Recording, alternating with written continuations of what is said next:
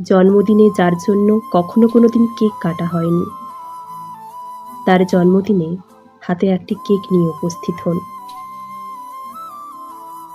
যাকে কেউ কখনো উপহার দেয়নি, তার হাতে একটি উপহার তুলে দিয়ে দেখুন। যার জন্য কখনো সারপ্রাইজ প্ল্যান হয়নি, তার জন্য একটা সারপ্রাইজ প্ল্যান করে দেখুন। যে মানুষকে কেউ কোনোদিন গুরুত্ব দেয়নি, সেই মানুষের সবটা মনোযোগ দিয়ে দেখুন। যে সবাইকে স্যার বলে অভিবাদন করে হাসি মুখে, তাকেও পাল্টা স্যার বলে অভিবাদন করুন হাসি মুখে।